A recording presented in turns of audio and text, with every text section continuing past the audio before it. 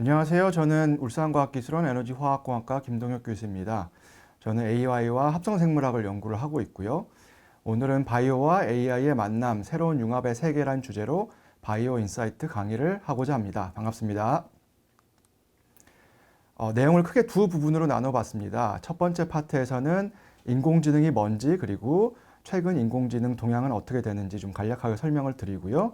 두 번째 파트에서는 바이오와 AI가 왜 융합이 돼야 되는지 그리고 어떻게 융합이 되고 있는지 설명을 드리고 여러분들이 이 분야를 공부하기 위해서 뭐가 필요한지 이런 것들 좀 설명을 드리겠습니다. 자, 인공지능에 대해서 먼저 설명을 드리겠습니다. 인공지능은 두 개의 단어가 합성이 된 합성 단어고요. 그래서 지능이 뭔지 보면 지능은 지식과 기술을 습득하고 적용하는 능력이라는 사람이 가지고 있는 능력 중에 하나를 지칭하는 단어가 되겠고요.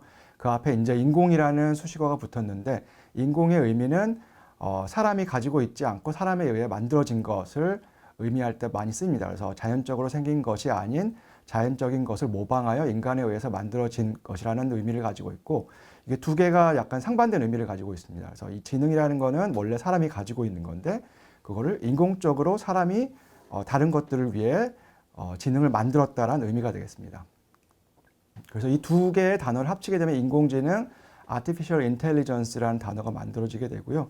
이게 이제 무엇을 지칭하냐면 일반적으로 인간의 지능이 요구되는 작업을 수행할 수 있는 컴퓨터 시스템의 이론 및 개발을 한 분야를 지칭하기도 하고 그 예로는 시각적인 인식, 의사결정 그리고 여러 언어 간의 번역 등이 포함되는 여러 가지 작업을 할 수 있는 무언가 어떤 능력을 지칭하는 단어가 됩니다. 그래서 이게 연구가 6, 70년 이상 굉장히 많이 오랫동안 되어져 왔는데 최근에 이 인공지능이 할 수 있는 것들이 굉장히 강력해지고 많아지면서 사람들이 이것에 관심을 좀 많이 가지게 됐습니다.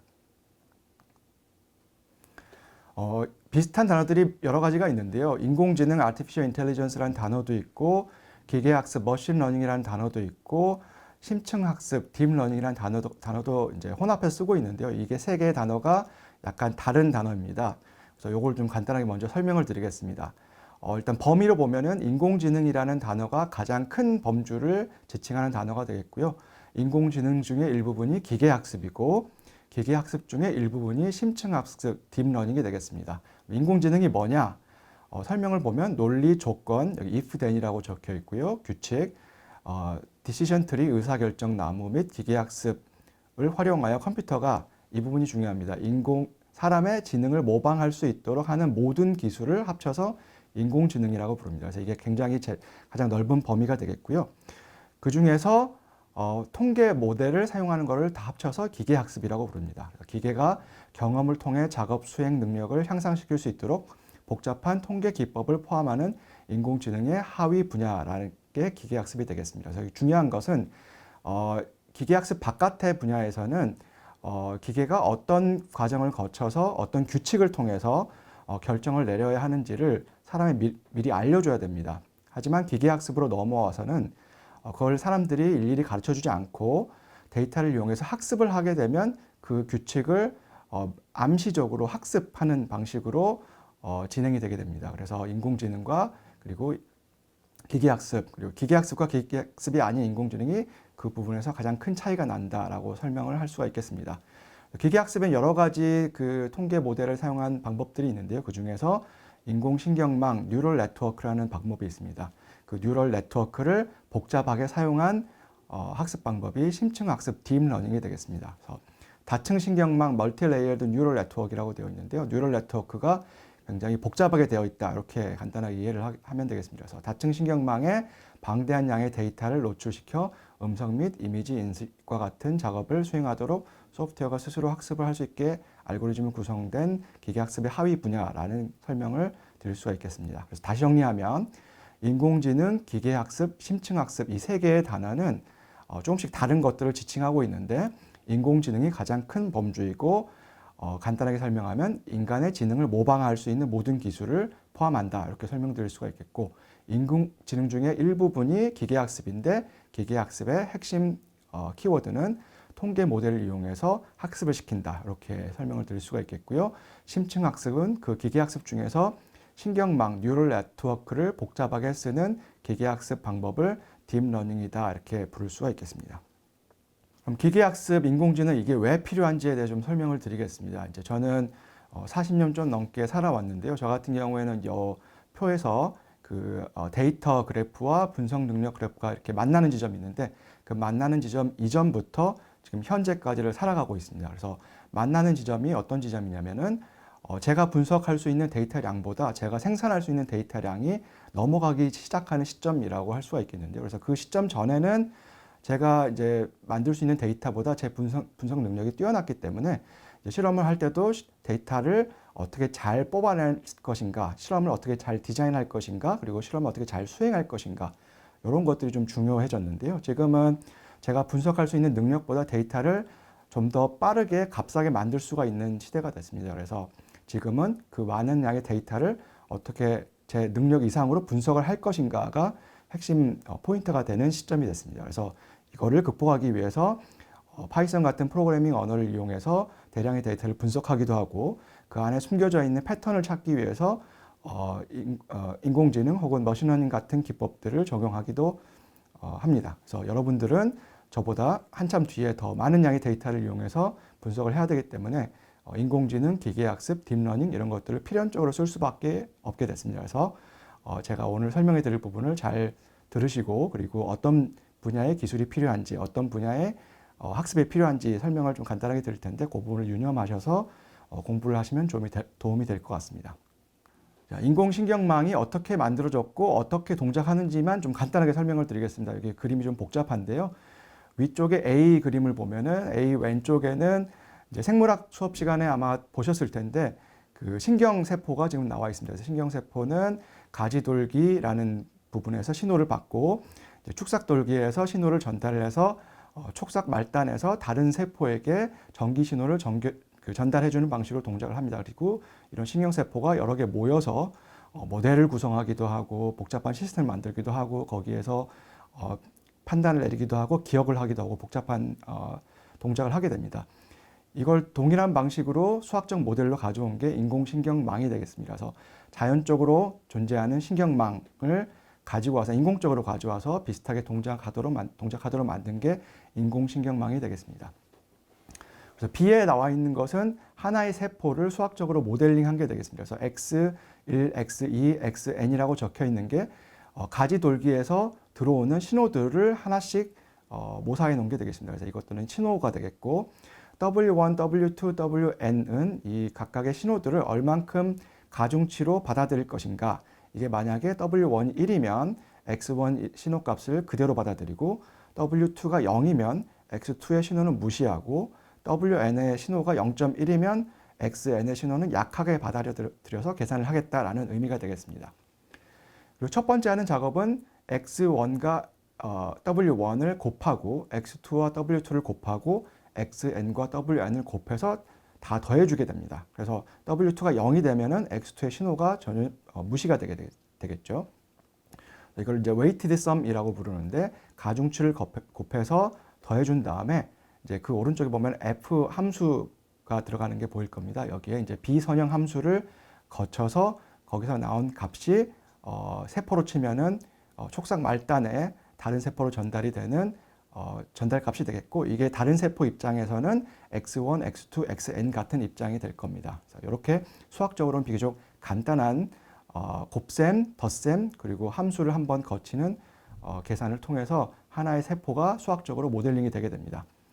그림 C에 보면은 이제 두 개의 신경세포가 나와 있는데요. 하나의 세포에서 만들어진 신호가 그 다음 세포로 시냅스를 통해서 전달이 되는 것을 보여주고 있고 이거를 수학적으로 모델링 할 때는 D 그림을 보시면은 이제 입력층에 세 개의 세포가 있고 인공세포가 있고 거기서 나온 신호가 그 다음 첫 번째 은닉층 히든 레이어에 있는 세 개의 세포로 각각 나누어져서 연결이 되고 그래서 세 개의 세포에서 세 개의 세포로 연결이 되기 때문에 3 곱하기 3 9개의 조합이 가능해지게 되고 여기에 가중치 W 값이 9개가 만들어지게 됩니다.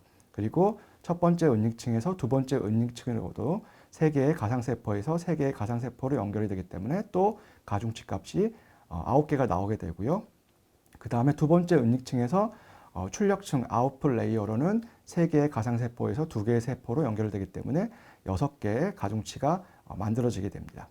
그리고 덧붙여서 말씀을 드리면 앞에 기계학습에서 데이터를 가지고 학습을 시킨다고 말씀을 드렸는데 학습이 일어날 때 정확하게 어떤 일이 일어나자면 여기에서 나온 9개, 6개의 가중치 값이 처음에는 랜덤하게 세팅이 되어 있다가 학습을 하면서 이게 구체적인 값으로 결정이 되게 됩니다. 그래서 어떤 신호값이 중요하게 되면 W 값이 1 이상으로 이제 큰 값으로 설정이 되게 되고 어떤 입력값이 의미가 없다 그러면 0에 가까운 값으로 학습이 되면서 이게 자연적으로 규칙에 해당하는 어떤 룰들이 학습이 되게 됩니다. 네, 그럼 이런 신경세포를 모사한 수학적인 모델을 가지고 계산을 복잡하게 하게 되고 이걸 가지고 학습을 하고 어떤 문제를 풀게 되는데 이걸 가지고 활용을 하기 위해서 여러분들이 무엇을 공부를 해야 되는지 좀 설명을 하기 위해서 몇 가지를 가지고 왔습니다. 그런데 이게 이제 이런 것들을 다 알아야지만이 인공지능을 가지고 뭔가를 할 수 있느냐 하면 또 그건 아니라서 이제 여러분들이 너무 겁을 먹지 말고 이런 것들이 차츰차츰 중요해지기 때문에 이런 것들을 미리 알면 좋겠다. 그리고 미리 모르더라도 나중에 공부를 하면 좋겠다라는 의미로 좀 받아들여 주시면 좋겠습니다. 첫 번째 가장 중요한 것은 선형대수가 되겠습니다. 그래서 선형대수는 행렬 그리고 다른 행렬을 곱하거나 더하거나 하는 연산을 수행하는 모든 것들을 정의하는 수학의 한 분야가 되겠고요. 그래서 컴퓨터가 이제 이미지를 이해하고 우리는 바이오를 다루니까 유전 정보를 계산하고 인공지능이 어떤 의미 있는 패턴을 찾아내도록 도와주는 수학의 언어가 되겠습니다. 그래서 우리가 인공신경 세포를 정의를 하고 이거를 활용하는 데 있어서 수학적인 밑바탕이 되는 부분을 정해주는 게 선형대수가 되겠습니다. 이 부분이 가장 중요하고요. 그 다음 중요한 게 이제 조금 어려운 건데 미적분이 또 중요한 한 부분이 되겠습니다. 그래서 미적분은 세포나 인공지능이 변화를 이해하고 예측하게 만드는 수학의 도구가 되겠고요. 인공신경망에서는 이제 그 학습을 할 때 W 값, 가중치 값을 계산할 때 미적분 개념이 적용이 됩니다. 그래서 이 인공세포를, 인공신경망을 복잡하게 활용하고 싶을 때에는 이 미적분학적인 개념을 좀 이해를 하고 있어야지만이 이걸 잘 활용할 수가 있게 되겠습니다. 세 번째 중요한 개념은 확률이 되겠습니다. 그래서 여러분들이 수학을 배우실 때 확률 통계를 가장 맨 처음 공부를 하게 될 텐데요. 확률이 왜 중요하냐면 확률은 인공지능이 불확실한 상황에서 가장 그럴듯한 선택을 하도록 돕는 수학의 나침판이기 때문에 이제 확률이 중요합니다. 그리고 조금 더 여러분들이 받아들일 만한 개념으로 설명을 드리자면은 이제 챗GPT 같은 그 라지 랭귀지 모델을 여러분들이 많이 사용을 하게 될 텐데 이게 동작하는 방식이 처음에 한 단어가 결정이 되고 그 다음에 가장 확률이 높은 다음 단어가 결정되는 방식으로 동작이 되는데 이때 적용되는 게 확률적인 개념이 되겠습니다. 예, 그 다음 네 번째로 중요한 개념은 통계가 되겠습니다. 통계는 저희가 다루는 데이터가 굉장히 큰 대용량 데이터가 되기 때문에 복잡한 생명 현상이나 데이터 속에 있는 의미 있는 패턴과 가설 혹은 사실을 찾아내는 과학의 돋보기 역할을 하기 위해서 이제 통계도 공부를 하고 적용할 수 있어야 합니다. 그래서 정리하자면은 인공세포, 인공신경망을 잘 사용하기 위해서는 선형대수, 그리고 미적분, 그리고 확률 통계를 좀 알면 좋겠다라고 설명을 드렸습니다. 그럼 인공신경망 같은 것들을 이용해서 최근에 개발되고 있는 그 신기술들은 뭐가 있느냐를 좀 설명을 드리겠습니다. 그 중에 가장 각광을 받고 있는 게 라지 랭귀지 모델, 챗GPT 같은 라지 랭귀지 모델인데요. GTP라는 단어를 좀 풀어보면은 generative는 무언가를 생성한다는 뜻이고요. P는 pre-trained, 그 전에 미리 학습이 됐다는 뜻이고요. 그리고 T는 트랜스포머가 되겠습니다. 트랜스포머는 여러 가지 의미로 쓰입니다. 전압을 110에서 220으로 바꿔주는 것도 트랜스포머라고 부르고 있고요. 만화 영화에서 이제 기계 그 로봇이 전신하면서 싸우는 영화도 이제 거기 나오는 기계들도 트랜스포머라고 부르고 있죠. 트랜스포머는 무언가를 바꿔주는 어떤 것을 지칭할 때 쓰는 일반적인 단어가 되겠습니다. 근데 인공신경망에서는 딥러닝 모델을 이용한 언어를 처리하는데 굉장히 좋은 성능을 내는 한 모델을 지칭하는데 그걸 이제 트랜스포머라고 부릅니다. 그래서 GPT는 트랜스포머를 기반으로 한 딥러닝 모델인데 미리 학습이 되어 있고 무언가를 생성할 때 사용을 한다. 우리가 이걸 사용하는 목적은 우리가 어떤 문장을 만들어낼 때 이 모델을 사용한다고 해서 GPT라는 단어를 쓰고 있습니다. 그럼 왜 트랜스포머라고 부르느냐 하면은 뭐 전압을 바꿔주는 것도 아니고 기계 로봇이 변신하는 것도 아니고 왜 트랜스포머냐 하면은 우리가 이제 단어를 문장을 인풋으로 넣어서 새로운 문장을 만들어내는 구조로 사용을 하는데 이때 입력 값을 한꺼번에 어텐션이라는 개념으로 바꾸어서 내부적으로 활용을 하기 때문에 입력의 데이터를 바꾼다라는 의미에서 트랜스폼을 한다고 해서 트랜스포머라는 단어를 사용을 합니다. 그래서 데이터를 어떤 더 높은 레벨의 표현으로 바꾸어주는 모델이다라는 의미에서 트랜스포머라는 일반적인 단어를 이 모델을 만든 개발자들이 사용을 했습니다. 그래서 그 단어를 저희도 사용을 하고 있고요. 트랜스포머 모델은 인풋으로 들어가는 문장을 좀 더 높은 수준의 표현으로 바꿔주는 모델이다라고 간단하게 이해를 하시면 되겠습니다. 그럼 트랜스포머라는 모델이 왜 중요하냐 하면은 문장으로 만들어진 데이터들을 잘 처리하는데 트랜스포머가 좋은 성능을 내는데요. 이 트랜스포머가 왜 중요하냐면 문장 혹은 바이오 데이터라고 치면은 단백질의 서열에 이제 여러 가지 의미가 들어있을 텐데요. 문장 속 혹은 단백질 서열에 있는 단어들이 서로 어떤 관계를 가지고 있는지 얘가 동시에 계산을 해주고 어떤 문맥에서 어떤 단어가 중요한지를 캐치를 해줍니다. 그래서 이거를 잘 해주는 모델이기 때문에 문장을 만들고 이해하고 생성하는데 굉장히 좋은 퍼포먼스 성능을 내고 있고 이걸 바이오 쪽에서는 단백질 서열이나 혹은 DNA나 RNA 서열을 만드는데 굉장히 좋은 성능을 내고 있기 때문에 트랜스포머 모델들을 챗GPT 같은 라지 랭귀지 모델에서도 사용을 하고 있고 바이오 쪽 데이터를 다루는 데도 사용을 하고 있습니다. 그래서 굉장히 성능을 잘 내는 모델이고 이게 한동안 많이 쓰일 것 같습니다. 그래서 여러분들이 앞으로도 많이 쓸 모델이기 때문에 굉장히 중요하다라고 말씀을 드릴 수가 있겠습니다. 자, 생성형이라는 게 어떤 의미인지를 좀 설명하기 위해서 그리고 생성형 모델을 학습시킬 때 그 학습 데이터가 왜 중요한지를 설명하기 위해서 이 그림을 가지고 왔습니다.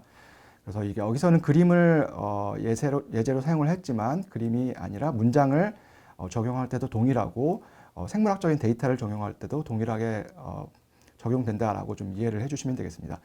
여기 슬라이드에는 지금 그랜드 캐년 같은 그 그림이 나와 있습니다. 그리고 중간에 보시면은 왼쪽 위에 이제 조그만 바위산 같은 게 있고 왼쪽 아래에는 하얀색 다리가 있습니다.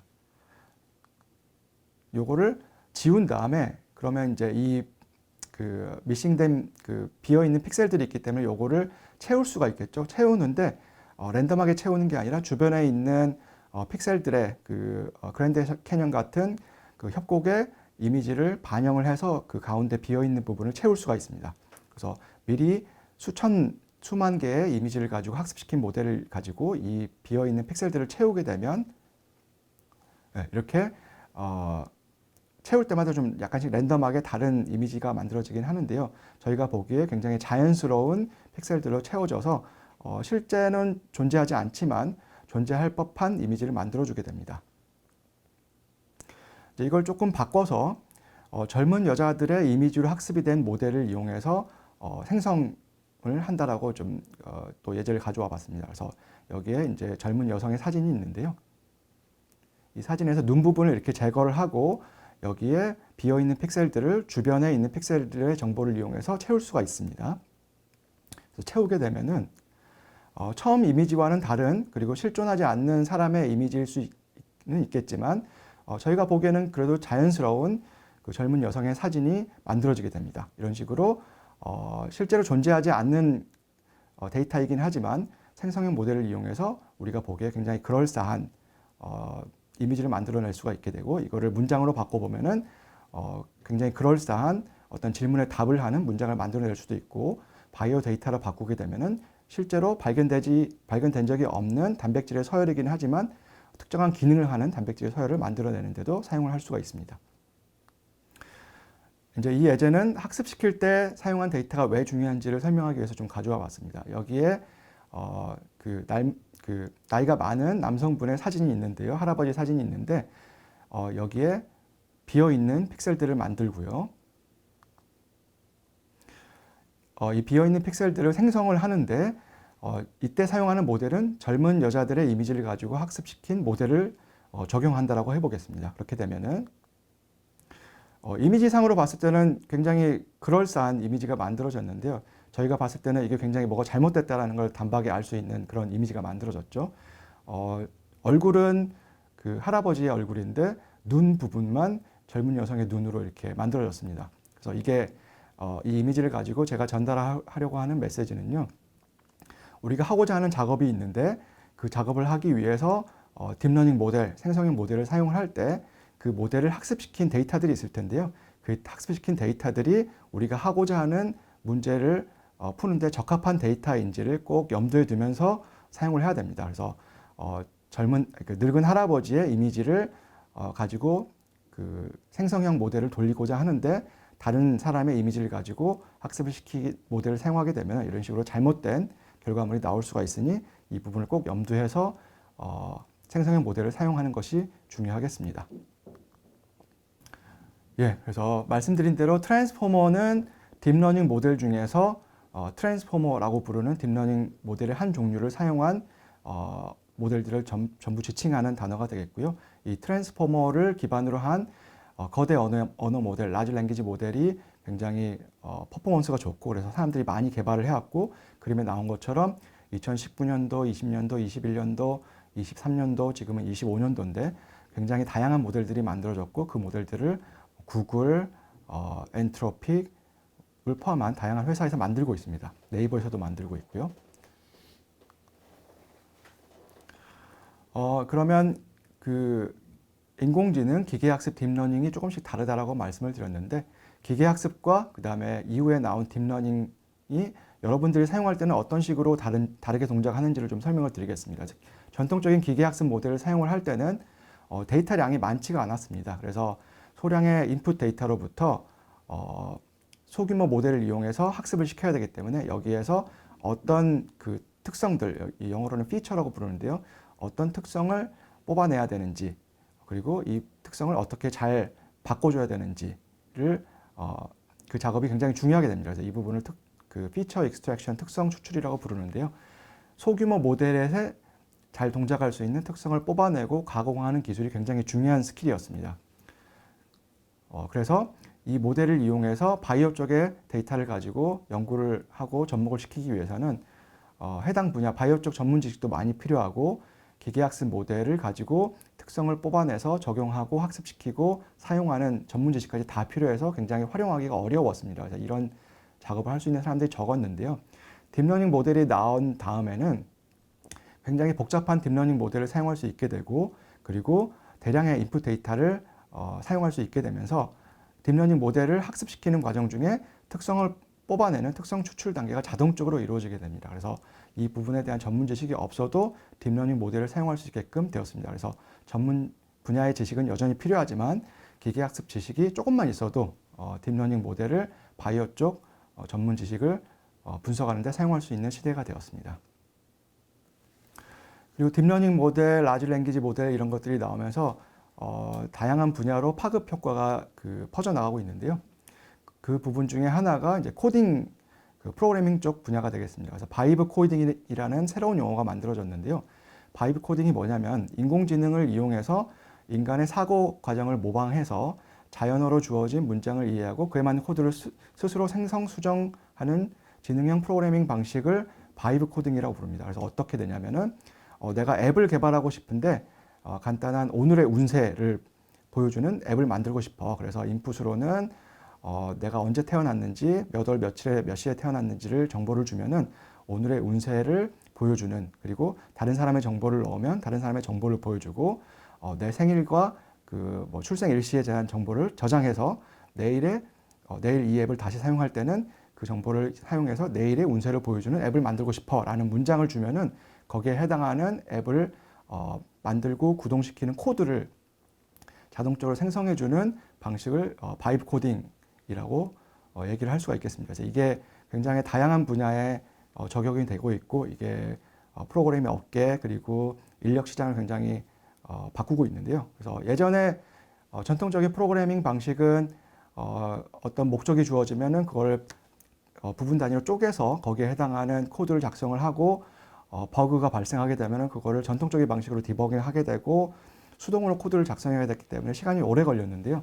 바이브 코딩이 나온 다음에는 우리가 특정한 코딩을 코드를 수동으로 만들어주지 않더라도 문장으로 주면 특정한 코드가 만들어지게 되고, 그거를 우리가 원하는 목적에 맞게 조금씩 문장을 지시를 주게 되면은 거기에 맞게끔 코드가 수정이 되는 방식으로 동작하기 때문에 코딩에 대한 난이도를 굉장히 낮추게 되고, 여러분들 같은 전문성이 없는 사람들도 코딩을 할 수 있는 세상이 열리게 됐습니다. 그래서 바이브 코딩이 굉장히 각광을 받는 시대가 됐다라고 말씀을 드릴 수가 있겠고, 이게 가능해진 이유는 라지 랭귀지 모델이 굉장히 상용화가 빨리 됐다. 그리고 라지 랭귀지 모델이 가능해진 이유는 트랜스포머 같은 모델들이 개발이 됐고 굉장히 널리 쓰이게 됐다라고 말씀을 드릴 수가 있겠습니다. 그리고 트랜스포머 같은 딥러닝 모델을 사용을 하려면 인공신경망에 대해 이해를 해야 되고, 인공신경망을 이해를 하려면 선형대수, 미적분, 그리고 확률 통계 같은 개념들을 여러분들이 미리 알고 있으면 좋겠다. 이렇게 정리를 할 수가 있겠습니다. 그래서 전반부에서는 AI에 대한 개념을 좀 말씀을 드렸고, AI를 이해를 하기 위해서 무엇을 준비를 하면 좋을지 좀 설명을 드렸고, 최근에 나온 딥러닝 모델들은 트랜스포머 같은 모델들이 있고, 그게 적용이 되면서 바이브 코딩 같은 새로운 분야가 만들어졌다. 이렇게 정리를 할 수가 있겠습니다. 후반부에서는 바이오 쪽에 AI가 왜 적용이 돼야 되는지, 그리고 어떤 식으로 적용이 되고 있는지를 좀 설명을 드리도록 하겠습니다.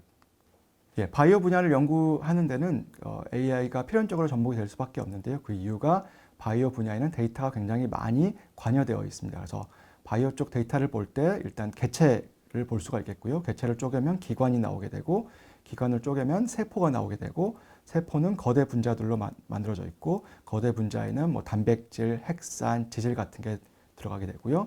이것들을 쪼개면은 분자를 쪼개면 원자가 나오게 됩니다. 그래서 분자 레벨, 거대 분자 레벨, 세포 레벨에 굉장히 많은 정보들이 들어가게 되어 있고요. 단백질만 보더라도 단백질 서열에 굉장히 많은 정보가 들어가 있고, DNA만 보더라도 여러분들 몸을 구성하고 있는 세포에 DNA가 굉장히 많이 들어가 있는데, DNA에도 복잡한 정보가 들어가 있고, 복잡한 DNA에서 RNA가 많이 생성이 되는데 RNA에도 정보가 굉장히 많습니다. 개체 위로 올라가게 되더라도 개체가 모여서 군집이 만들어지게 되고, 군집에 환경이 들어가서 생태, 에코시스템이 만들어지게 되고, 여기에도 많은 정보가 담겨져 있습니다. 그래서 바이오 데이터를 연구하기 위해서는 이 많은 양의 데이터를 처리할 수 있는 AI, 기계학습, 딥러닝이 필연적으로 들어갈 수밖에 없습니다. 그 중에 요새 많은 인기를 받고 있는 단백질 구조 예측하는 알고리즘에 대해서 좀 간단히 설명을 드리겠습니다. 단백질은 이제 아미노산으로 이루어져 있고요. 아미노산 20종류가 랜덤하게 배열이 되어 있는데, 그것의 조합이 굉장히 복잡합니다. 그래서 예전에 이 아미노산 서열로부터 구조 정보를 얻기 위해서는 이거를 계산적으로 하기에는 시간이 거의 불가능했기 때문에 이걸 실험적으로밖에 구조를 측정을 할 수밖에 없었습니다. 근데 실험적으로 측정을 하려면 비용도 많이 들고 기간도 수개월에서 수년까지 걸릴 정도로 많이 들어가게 됩니다. 그런데 단백질 종류는 너무 많고 이거를 실험적으로 다 예측을 할 수가 없기 때문에 고민을 하고 있었는데, 그 사이에 그 AI를 연구하는 사람들이 단백질 서열로부터 단백질의 구조를 예측할 수 있는 딥러닝 트랜스포머 기반의 모델을 만들게 되면서 이 작업이 예전에 수개월이 걸렸던 작업이 지금은 5분 이내에 단백질의 구조를 예측할 수 있는 모델이 만들어졌습니다. 그래서 이게 단백질 연구, 효소 연구, 그리고 안티바디 연구 등등을 포함한 여러 분야에 파급 효과를 주고 있습니다. 예, 저희 실험실에서는 딥러닝 모델을 이용해서 효소를 엔지니어링하고 하는 문제를 풀고 있는데요. 이 그림에 나온 것처럼 효소를 엔지니어링하는 것은 굉장히 복잡한 문제입니다. 왜냐하면은 효소 안에 200개 아미노산이 있다라고 치면은 200개의 위치에 20개의 아미노산 조합이 있을 수가 있기 때문에 20에 200승 정도로 굉장히 복잡한 문제가 되겠습니다. 그런데 이 복잡한 문제를 푸는데 딥러닝 모델을 사용하게 되면은 굉장히 빠른 속도로 어떤 아미노산을 바꿔야 되는지 찾을 수 있기 때문에 굉장히 복잡한 문제를 짧은 시간 내에 풀 수가 있게 되겠습니다. 바이오 데이터를 다루는데 AI가 필요한 이유로 세포가 많은 양의 정보를 만들어낸다는 점에서도 설명을 드릴 수가 있겠습니다. 그래서 대장균 한 세포를 예로 들면은 대장균은 이제 30분에 한 번씩 분열을 한다 치고 세포 분열을 하면서 RNA를 만들어지게 되는데, 그 만들어지는 RNA의 양을 정보로 환산을 해보면 시간당 약 200메가바이트의 정보를 생성을 하게 됩니다. 근데 저희가 공학 쪽에서 사용하는 100리터짜리 발효기에 적용을 해보면 여기에는 10에 16승계의 대장균 세포가 평균적으로 존재를 하게 되는데요. 이 10의 16승계의 대장균 세포가 만들어내는 정보의 양을 계산을 해보면은 2 곱하기 10의 2승 테라바이트에 해당하는 정보를 시간당 만들어내게 됩니다. 이게 어느 정도로 많은 데이터량인지를 비교를 하기 위해서 우리가 사용하는 인터넷에서 얼마나 많은 정보가 만들어지는지를 비교를 해보면은 1년에 181 제타바이트에 해당하는 정보가 만들어지게 되고, 이걸 시간 단위로 바꾸게 되면 0.02 제타바이트에 해당하는 정보가 만들어지게 됩니다. 그래서 이걸 비교를 해보면은 100리터짜리 발효기에 있는 10의 16승계 대장균 세포가 만들어내는 정보는 시간당 우리가 인터넷에서 만들어내는 정보의 100배 이상 되는 정보를 만들어내게 됩니다. 그래서 우리가 사용하는 조그만 발효기에서도 이렇게 많은 정보가 만들어지기 때문에 바이오 데이터를 분석하기 위해서는 인공지능, 기계학습, 딥러닝이 꼭 필요하다고 말씀을 드릴 수가 있겠습니다. 그리고 여기에 더해서 바이오 실험을 하고 분석을 하는데 데이터량이 점점 더 많아지고 있는 추세가 더 있는데요. 그 중에 하나가 바이오 파운드리 같은 자동화 설비를 이용한 실험이 되겠습니다. 여기 나와 있는 것처럼 굉장히 복잡한 장비와 측정 장비와 실험 장비를 이용해서 데이터를 24시간 내내 연속해서 만들어낼 수 있는 방향으로 연구가 되고 있고 상용화가 되고 있습니다. 그래서 바이오에 해당하는 데이터들이 지속적으로 더 많이 만들어질 수 있는 환경이 조성되고 있습니다. 그리고 여기에 AI를 적용을 해서 특정한 조건에서 실험을 한 다음에 다음 조건을 AI 모델을 이용해서 학습하고 예측한 다음에 그 업데이트된 조건에서 기계를 가지고 실험을 하고 이 과정을 반복해서 순환적으로 적용을 하면서 우리가 원하는 목적에 해당하는 미생물을 만들기도 하고 거기에 맞는 실험 데이터를 만들어내는 방식으로 바이오 파운드리와 AI가 융합해서 적용이 되고 있습니다. 그리고 아직 접목이 되지는 않았지만 여기에 또 접목될 가능성이 높은 기술 중에 하나가 피지컬 AI가 되겠습니다. 여기 나와 있는 피지컬 AI는 테슬라에서 만들고 있는 옵티머스라는 로봇이 되겠는데요. 앞에 보여드린 바이오 파운드리 설비들은 각각의 기계들이 떨어져 있습니다. 그래서 이 중간 단계를 연결하기 위해서 예를 들어서 기계 A에서 만들어진 샘플을 기계 B로 넘기는데 이런 그 피지컬 AI에 해당하는 로봇들이 이 작업을 해주게 되면 그 실험실 장비를 24시간 끊기지 않게 계속 설비를 돌릴 수가 있게 되고, 그러면 여기서 만들어진 데이터량이 점점 더 많아지게 되고, 여기에 AI를 접목해서 실험 디자인을 사람이 없는 조건에서도 계속 하게 되고, 거기 업데이트된 조건에서 실험을 자동으로 하게 되면 데이터량이 점점 더 많아질 거라고 예상을 하고 있습니다. 그러면 점점 더 많아진 데이터량을 분석하기 위해서는 AI와 딥러닝을 적용할 수밖에 없게 되겠죠.